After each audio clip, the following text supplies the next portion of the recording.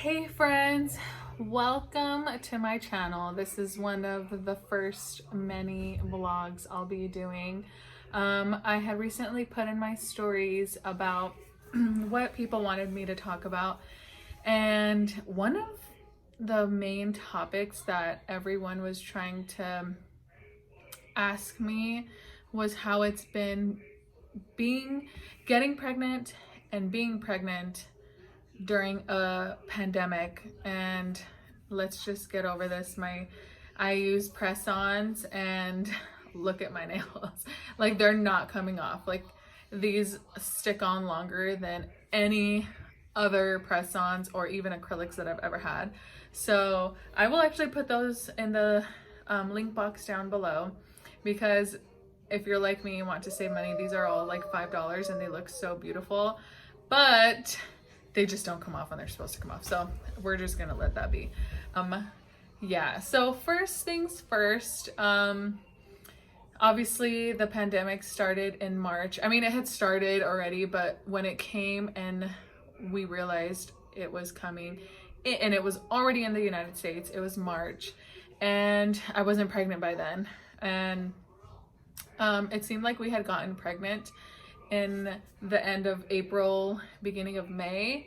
And I'm not gonna lie to you, I was already super anxious and super nervous about this whole pandemic thing. I mean, I have two little ones and I'm kind of a hypochondriac. I think a lot of moms are like that because it's just so fearing.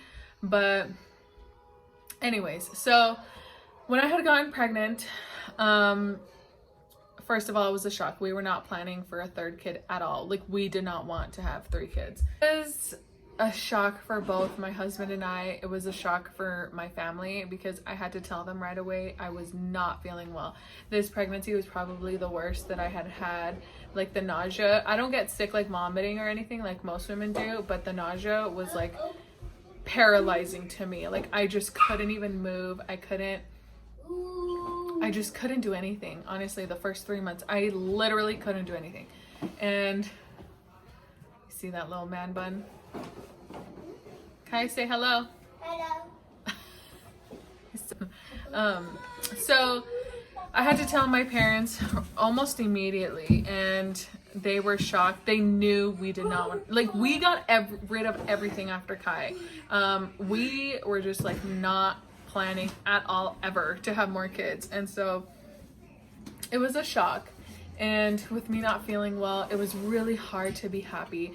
And then everything was happening, the whole BLM movement, and then the whole thing about like the fall of Cabal and this whole Epstein Island thing and the human trafficking. We always knew it was happening, but it was like coming out, you guys. It was so scary because I have a daughter, I have a son, and then we didn't know what the baby was going to be. And my fear, I mean, I know boys are obviously targeted as well, but not as much as girls, women, you know? So I was praying so hard not to have another girl. It's just something I'm already fearful going out doing grocery shopping with Melanie, and I'm serious, like, I can't even go without my husband because it's just so scary. And so with all of that, being pregnant, it was the most surreal thing I have ever experienced in my life. I would sit here some days and just be like, is this really happening? Like, we've seen movies where, you know, pandemics happen or epidemics happen, and or like zombies, stuff like that, you know? And as surreal as I felt, I mean, I knew it was happening. I would go to the store and everyone is covered. People are coughing. People are super sick. And I could not, with the anxiety, I just couldn't. I never try to bring that anxiety to my children. So what I do, I'm like, you know what? It's too busy today. Let's go.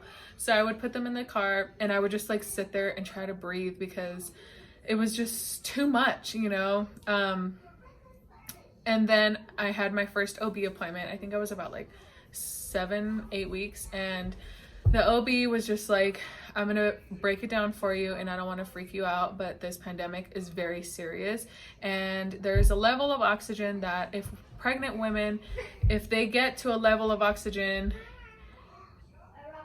that they like start not being able to breathe, the baby, the fetus immediately dies.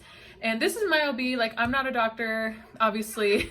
I have been pregnant before, and I had never had such a fear. And so when it came down to seeing how people were getting sick and how they were being treated, it was even scarier to me, because she was just like, I'm telling you right now, if you catch this, your baby will die. And I'm like, scary. My husband would have to come home, like strip down outside. He would have to go straight to take a shower. And anytime we went somewhere, we had Lysol. We have alcohol wipes. I made my own alcohol wipes. I made my own hand sanitizer. I literally did everything. I looked up everything that I could do to make sure that none of us would catch it. They were saying that like extreme heat would get rid of it, which in California, it's not hard to find that. So we would be outside every single day. And then I would make like soups every week to make sure that like the heat, something hot would kill any bacteria in the throat. Like, I just really went out of my way to make sure that every precaution that there was, we were taking. And we were. We've been so blessed. It is November. No, it's December. It's December. It's December. So it's been 9 months of the year. And right now, I have to tell you, this is the most scariest time I have ever had in my life, because to this day, the summer was okay. It was scary, don't get me wrong. But we're back in flu season, and we're back in the purple tier in California, and it's really scary because the flu season, everyone gets the flus, you know, the colds and everything. So there's that. And with the flu season, everyone gets colds, like that's just part of life. But California's back in the purple tier, and it's just like no one's listening, you know. And I understand that we all have our free agency, and that we all have our, what do you call it, our right? But it's just like, if you can just listen and just do what you're supposed to do, then just do it. You know what I mean? It doesn't matter if someone is wrong, if authority is telling you to do it, just cover your damn face. That's just what I'm saying at this point. I see people still like, I'm not gonna wear a mask, and they're fighting with people at Walmart because they don't wanna wear a mask. Like, is it really worth not going to get your groceries? You know what I mean? There's just a bunch of things that has messed with my mental health. Also, I know that it really bothered my daughter that she had to stop school. She was in the middle of preschool. Well, she was almost about to end, but she had to stop. And my daughter is like me, we're extroverts. And it really had taken a toll on her. And I tried my absolute best. We kept hearing like our friends kept catching colds or getting sick, and they didn't know if it was COVID, and they didn't know. So we also couldn't take that risk to go hang out with friends because I'm pregnant. I just felt like I was failing.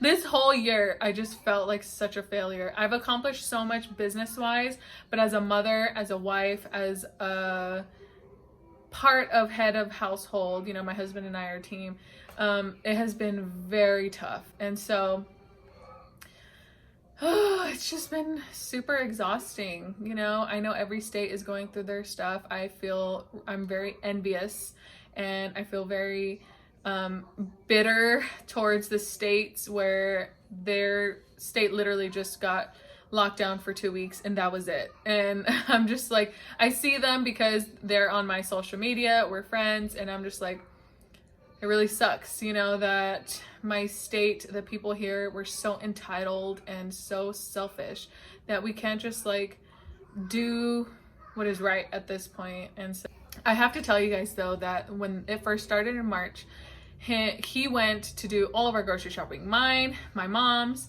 and he would say that it was crazy,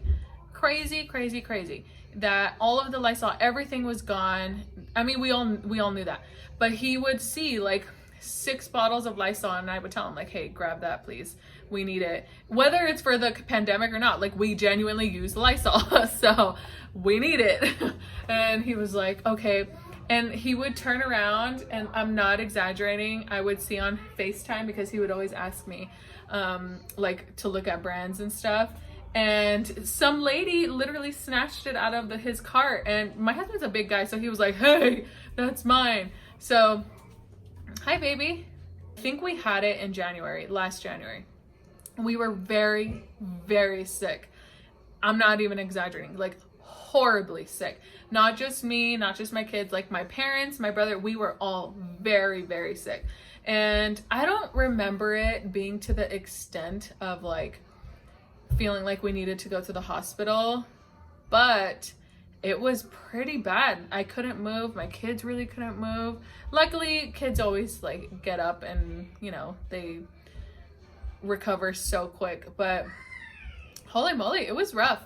And I have chosen to do C-section and a tube tying procedure at the same time. So with that, we have to get a COVID test done. And I don't know if it has changed, but back when I was like 5 months pregnant, the OB was like, look, we're scheduling this just so you know, if your COVID test comes back positive, you will get the baby taken away until you have recovered, and you and your partner have recovered and have tested negative. And I'm like, what if it's like what if it's literally like 2 weeks, you know? No one wants to get their baby taken away. And she was just like, that's just what we're going through.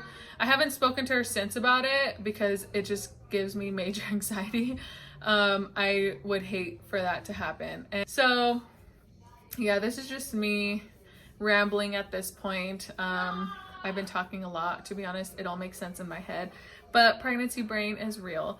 I will be doing another video on my C-section, on me opting for a C-section and tube tying removal. Oh no, yeah, tube tying, not removal, tube tying, because that actually was like a whole process. So yeah, I will be doing that either next video, but I hope this was an okay video. I hope I didn't offend anyone.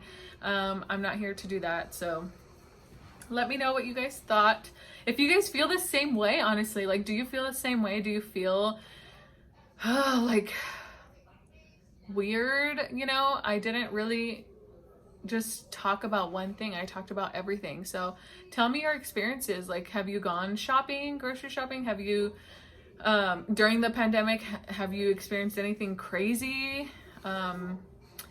Yeah, let's get our words together, our thoughts together, and let's be friends and talk about it and make sure that we have an open mind to each other. But thank you guys for being here. Bye.